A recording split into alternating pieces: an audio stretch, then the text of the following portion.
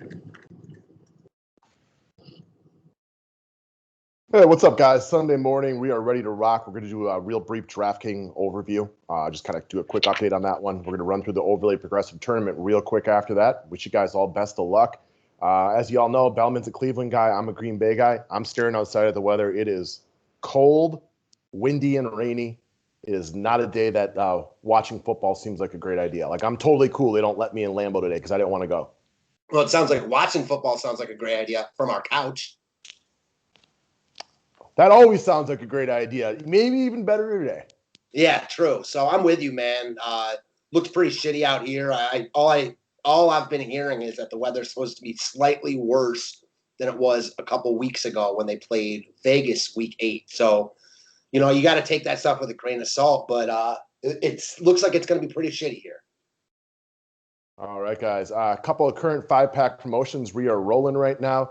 I want to bring up the NBA package real quick. We've talked about this. We're doing tiered pricing this year. We filled out the first tier, and the second tier of early purchase customers get it for only $60. We still have a handful of those left. The PayPal and Venmo addresses are below. If you want it, just send $60 right there, and you will get the full season of NBA, playoffs included. The NFL package you can also pay for manually because I haven't updated the website yet, but for $50 for the rest of the season. Those are both available to you. And if you want to pay for either of them, by just paying for the NFL package through the website, I can reimburse the difference if that's easier on you. Thumbs up buttons appreciated. Subscribe if you're new to it. Let's roll right back to the quarterback position. So I may pivot off of Jared Goff, but only because I have more money this week. But I still really like Jared Goff a lot. Nothing has changed here. In fact, I've even got 2 more reasons to like him based on things that I heard throughout the week that's only piggyback how much we already liked him. And one is Jared Goff is like actually elite level numbers when there's no pressure on him, where he really, really struggles against pressure. Well, Seattle gets no pressure on quarterbacks at all whatsoever. It makes me like Goff even more. Also, just really looking at how much the Rams have just kind of owned Seattle the last couple of years really makes me like him even more. I think he's a great pick. Yeah, I think he's a rock solid pick here. I'm with you all the way around. I might not end up using Goff in all my lineups, but that doesn't mean I don't like him. There's other QBs I like. Goff seems like, honestly, a cog in the machine type here. Nothing has changed at all from my perspective either. A lot to like about him in all formats. The ownership has picked up a little bit as the week's gone on. That's no surprise. Everyone wants to face Seattle. He's just a really good look in all formats here. Yeah, the only thing he doesn't have is quite like the elite levels of speed as some of the other quarterbacks. So if you like going there, we have the money. Otherwise, I've been playing around with alternative builds, some with him, some without him. I think he's a solid play top to bottom. So Duke Johnson is a guy we talked about earlier in the week, and I've been back and forth on him the last couple of days. So this is not a glowing recommendation. In fact, I wanted to leave him on here today to have a discussion with you about him. When we saw how bad the weather was in Cleveland a couple of weeks ago, and the Raiders just played keep away from Cleveland all day long, Hunt was actually semi-productive, like on per touch, but like Cleveland was never on the field. I can't picture the Texans doing the same thing. I think both of these offenses might struggle. And again, I meant to look this up before we got on here, but have you heard anything about who else the Texans are activating to play running back today? Yeah, CJ Prosise. I know they've got a couple backups, and then they signed CJ Prosise off their practice squad. And now that we know David Johnson is not just out this week, but is on the IR for a couple of weeks, that makes me like Duke Johnson even less because I think they're going to have to come up with an alternative plan than just giving him a ton of carries for 1 week. So I don't know about you. I still think he gets some love, but I've lowered my Duke Johnson love even since I wrote up the write-up yesterday. I like him. I don't love him. I've kind of been consistent with that all week. The one thing I think it sounds like we disagree with here, and it doesn't have anything to do with Duke Johnson, I think the Browns should be able to move the ball in Houston. I don't expect them to put a ton of points up on the board, obviously, but I do expect them to have success running the ball specifically, which actually makes me like Duke Johnson less because I think that you could see kind of the inverse of what happened with the Raiders and Browns, where the Browns are keeping the Texans off the field. So it's very likely the Texans can bring like 11 men down in the box today against Cleveland. I'm not sure that's enough. And so I'm kind of with you. Like Cleveland can run the ball effectively, and the Texans defense just isn't very good. Mm-hmm. All right, next up, Curtis Samuel. So I still like him. I don't know that I use them because I don't know that this price point fits into what I am doing today. But CMC is out. Everybody's going to play Mike Davis. I actually love Curtis Samuel over Mike Davis on the matchup shop on overlay because you're getting 5 points to go Samuel over Davis. I think that's a really, really good play as well. I still like Samuel. The only reason I may not use him is because wide receiver is really, really heavy this week. I think they have to throw in Tampa Bay. Yeah, so do I. I agree with you again, all your points. I still like Samuel a lot here. And if I don't use him, it's not because I don't like him. It's just because you can only play, 3, 4 wide receivers max.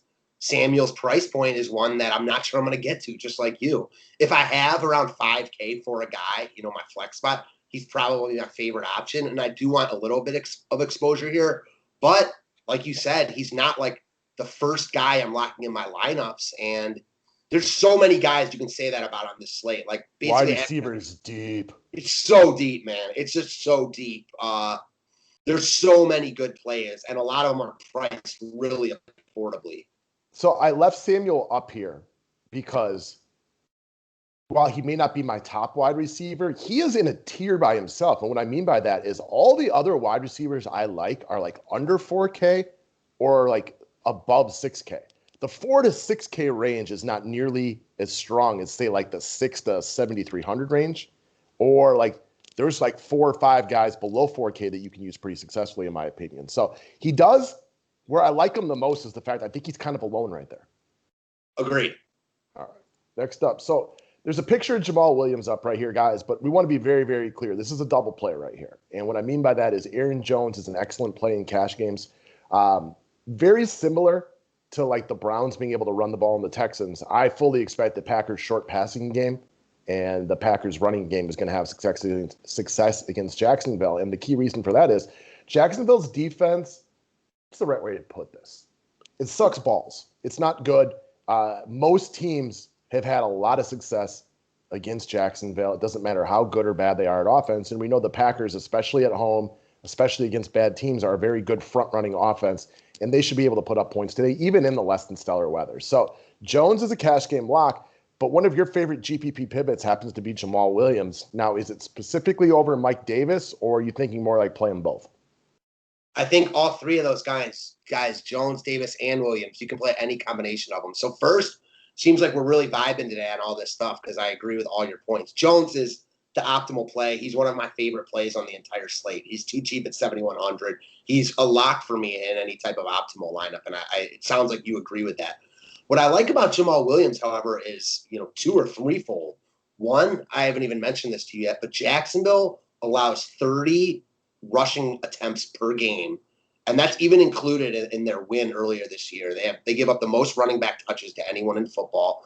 I think that while he kind of goes under the radar a little bit, Jamal Williams is good. He's not as good as Aaron Jones, but I've been a Jamal Williams fan for it seems like years.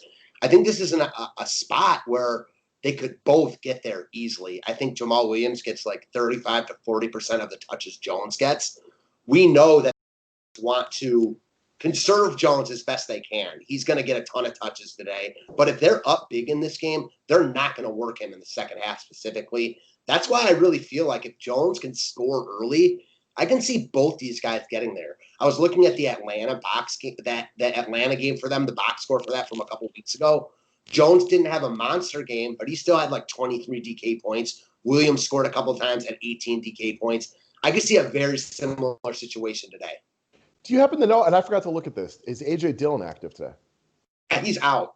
He's out? I like that better for Williams because to me, if the score's 28-10 in the fourth quarter, I think you're way more likely than to see Jamal Williams than maybe like, hey, let's give the kid a little work. For sure. All right, next up. So you've been pretty bullish on Michael Thomas all week long.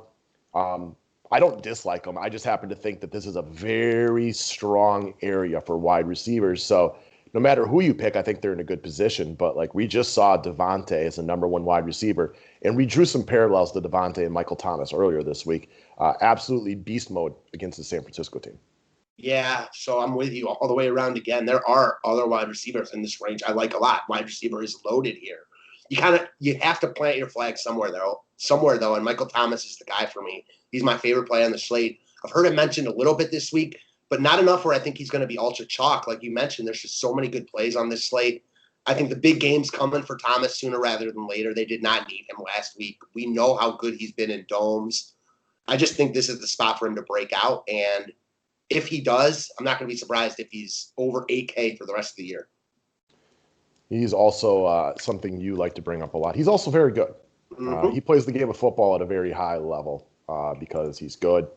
And Drew Brees may not be the guy he once was, but he's still a very capable quarterback at getting the ball to a guy like Michael Thomas. And when I was making the GPP video yesterday, I couldn't even believe this. I did a double take.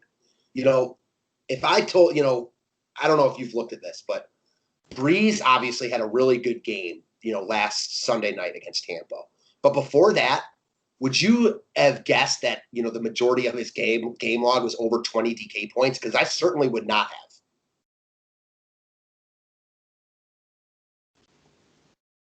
Probably not. No, I don't think I would have. Yeah, you'll have to take a look at it after because I did a take back. I was like, what? I couldn't believe it. So I know Skip Bayless has been pounding the gavel for Drew Brees to be the midseason MVP. And I'm like, I can't go there because he's not even the best player on his offense. I couldn't even make a rational argument for that. How can you no. Matt, you heard me say Skip Bayless, right? Yeah. Rational argument was thrown out the window when I mentioned his name. Brees is having a better year than I thought. That's about as far as I'll go with it. Yeah.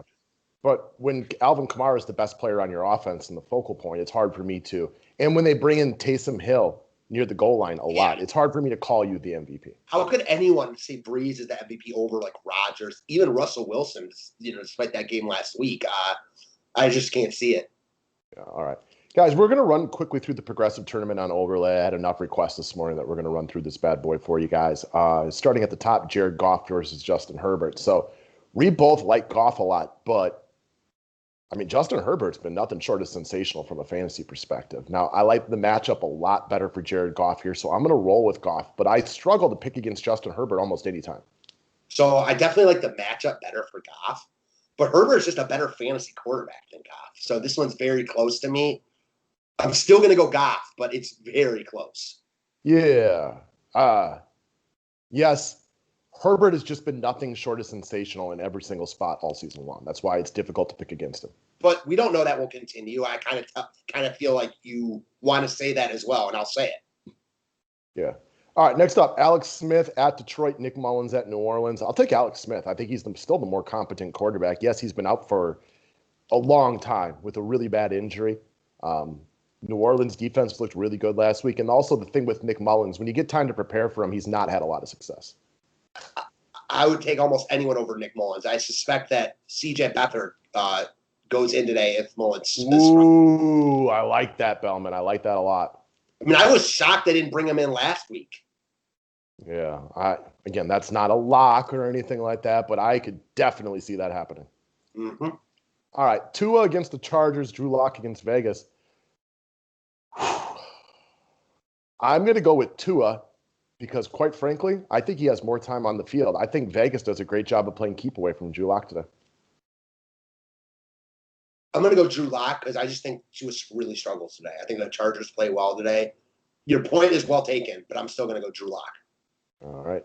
Derek Carr against Denver, Matt Stafford against Washington. Give me Derek Carr. Washington's a good defense. They really get after guys. So I definitely like Derek Carr here. I'm going to get Stafford. I'm just going to go against the grain, just a gut call. All right. I'm weary on Stafford today with that front seven and the fact he's got no Galladay, and Hawkinson sounds like he's going to play, but not 100%. Yeah, definitely not a guy I'm looking at anywhere else. Don't love him. Just just going to go with my gut here. And if I reserve the right to change it, as you always say.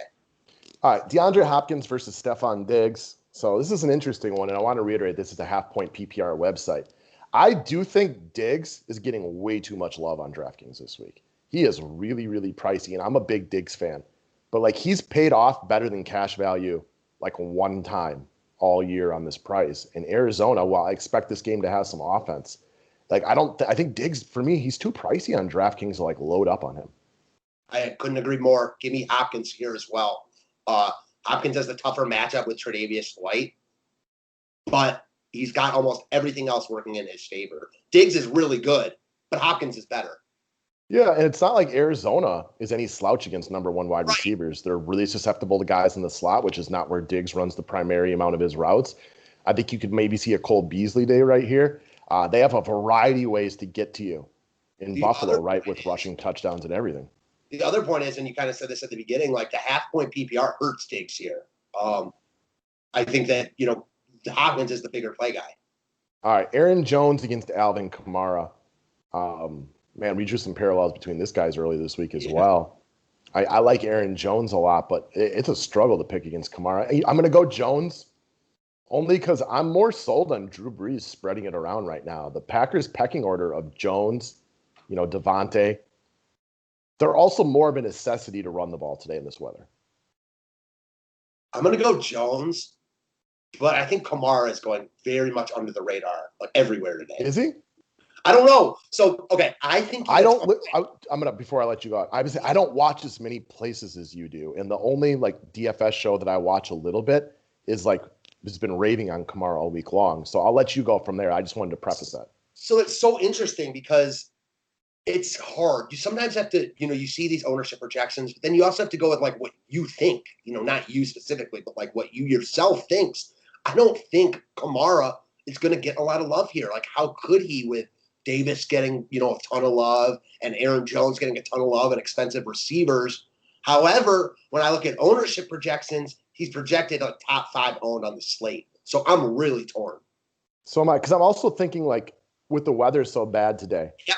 are people going to jump off Duke Johnson?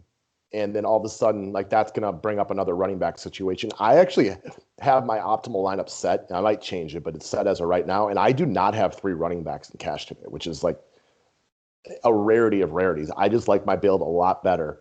Kamara's not in there, but that's only because I have a lot of money in Jones, and I like that mid-range of wide receivers this week, so I'm loaded up on it. So looking a little bit deeper at it yesterday, I came to I'm still torn, but I get why he would get love because if you just look at running backs like on DK or wherever, and you put Jones in your lineup, Kamara averages almost 10 more points than basically anyone else. I mean, he's the only one well over 20, and he's the only one in his price range. So like if you have money to spend, he makes sense. I get it. Yeah, I don't love it. This is another guy like Saints know that they're going to be in the playoffs. They're going up against a bad San Fran team today. They don't force him to have a ton of touches. If they get a big lead on San Francisco and it's 10-point favorites, that's not impossible. You don't see Kamara out there like grinding the clock in the fourth quarter. You see Latavius Murray or maybe even guys, depending on how bad the discrepancy might be, even worse. I just don't see this as a monster Alvin Kamara game. Like he spread it around last week. I think Drew Brees is trying to do that. And he's got his boy Michael Thomas back. Maybe he force feeds him today. He's shown connections with Emmanuel Sanders.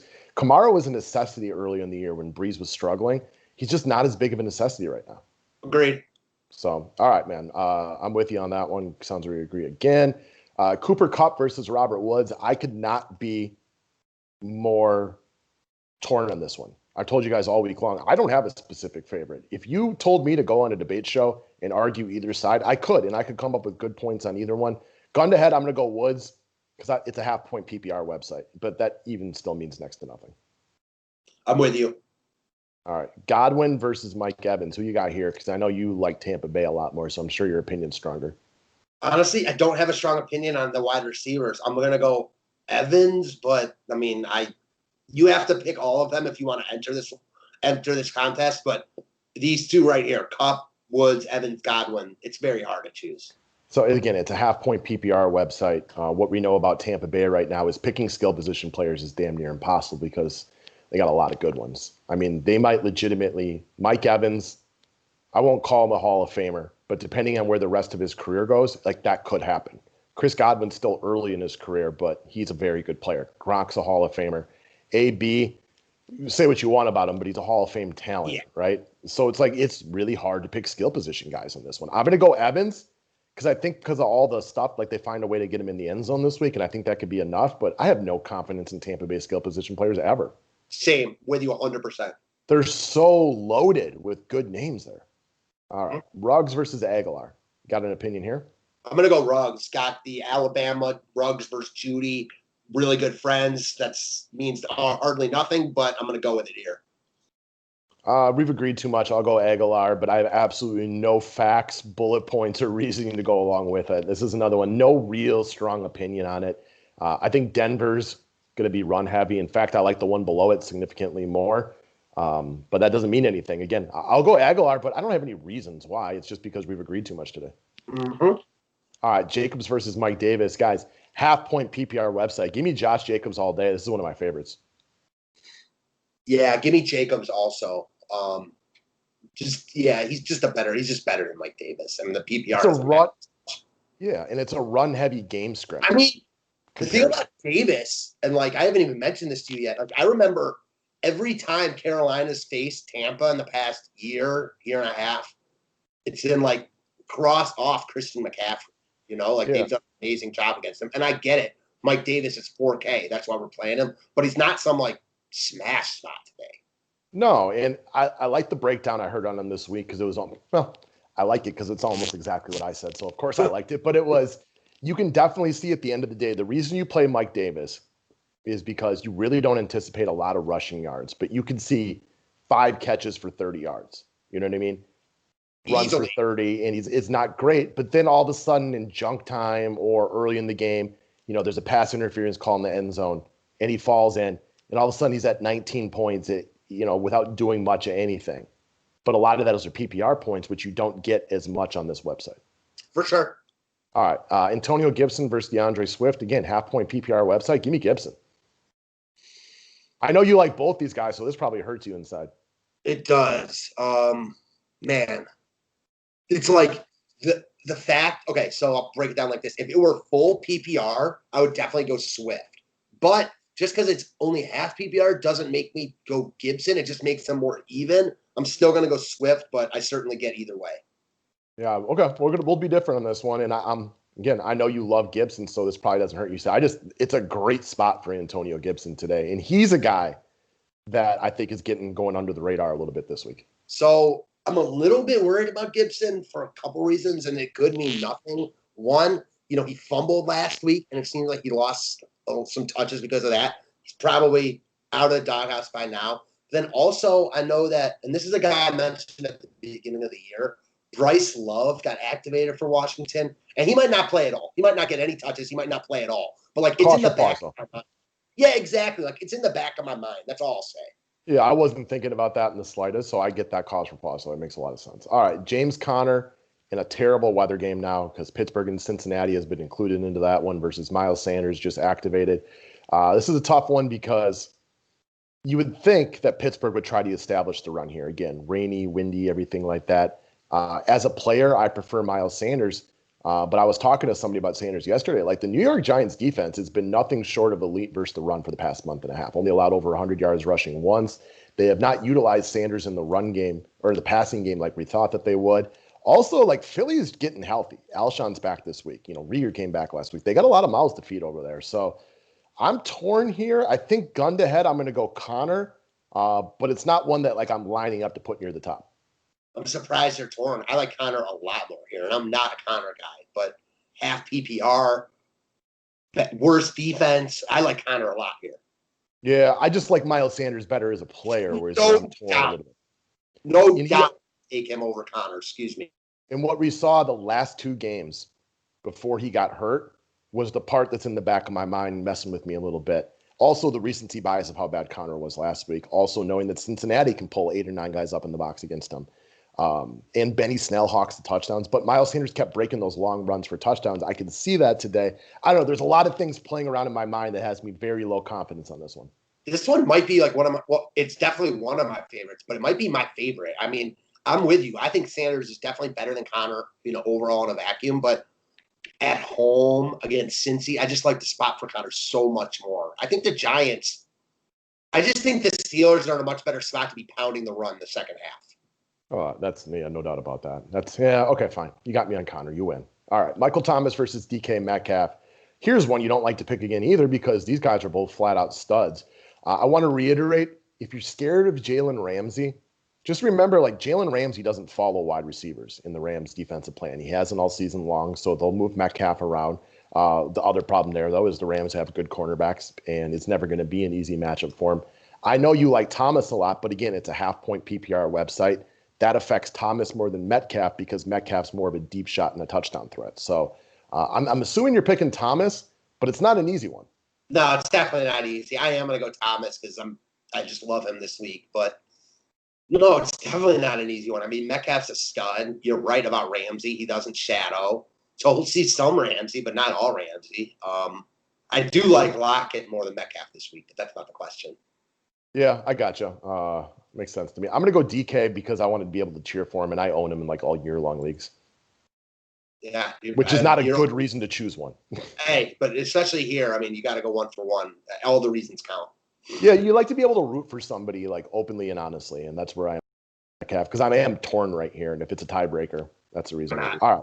Next up, Jared Cook versus Rob Gronkowski. I'm going to go Gronk, man. Like, bad week last week. I know you like the Tampa Bay offense a lot. Also, like, New Orleans has got pieces now with Thomas back. You got Kamara. You can run it with Murray. Sanders is vibing. I just think Gronk, better odds of getting in the end zone this week. Same. I like Gronk too, but I will say, like, Cook was involved last week too. He fumbled that ball like on the 2. He was more involved last week than basically any other week I've seen. That said, still give me Gronk.